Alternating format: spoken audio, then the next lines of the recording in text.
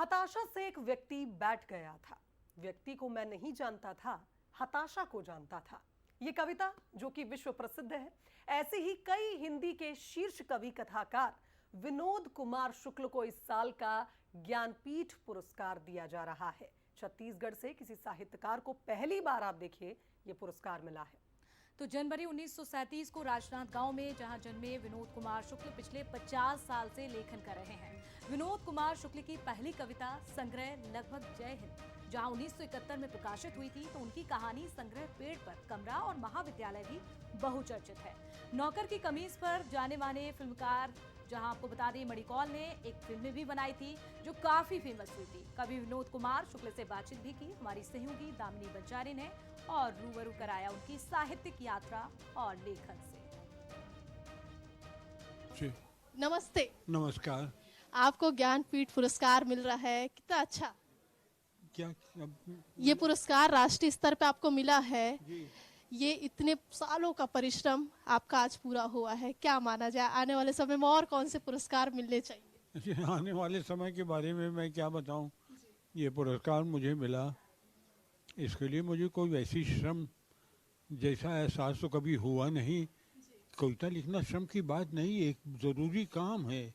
जो ज़रूरी काम ज़िंदगी का होता है उसके लिए कितनी भी मेहनत करें, लेकिन उसको मेहनत कहना ठीक नहीं है।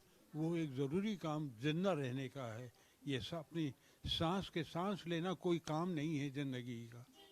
आपकी मैं कविता पढ़ रही थी, ये आपकी एक कविता है जो कि काफी अच्छी है। अपनी भाषा में शपथ लेता हूँ। हाँ हाँ, ये कविता आप जरूर मुझे सुनाएं।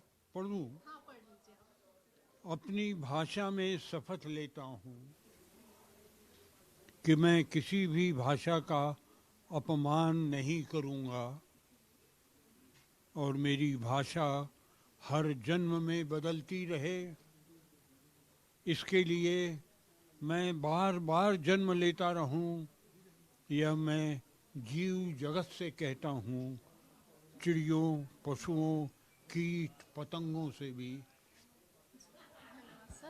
आपका जो साहित्य है, हिंदी साहित्य, लोग हिंदी तो पढ़ना पसंद अब करते हैं, लेकिन कहीं ना कहीं अंग्रेजी जो है उसकी जगह लेते जा रहा है। लोग अंग्रेजी को ज़्यादा अपना रहे हैं, आप कैसे देखते हैं? अब अंग्रेजी के शब्द बोलचाल में आने लगे हैं और बोलचाल में नहीं, सामान्य जीवन में अंग्रेजी के शब्द बहुत से आने लगे हैं। लेकिन कोशिश करना है कि अगर आप हिंदी में लिखते हैं तो हिंदी में लिखें, और जितने अंग्रेजी के शब्द आ रहे हैं उनके हिंदी के शब्द अगर कहीं हैं तो उस हिंदी के शब्दों का इस्तेमाल करना चाहिए। कुछ शब्द जो है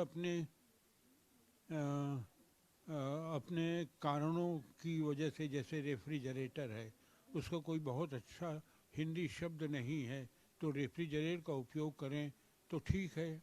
सर, एक अंतिम सवाल मेरा ये था कि केंद्र सरकार और राज्य सरकार ऐसे साहित्यकारों को क्या कुछ बढ़ावा देने के लिए प्रयास करे जिससे हमारे छत्तीसगढ़ का भी नाम आने वाले समय में साहित्य को लेकर? ये मेरी जिम्मेदारी है। कोई लेखक ये नहीं कहेगा कि वो उनके लिए कुछ करे।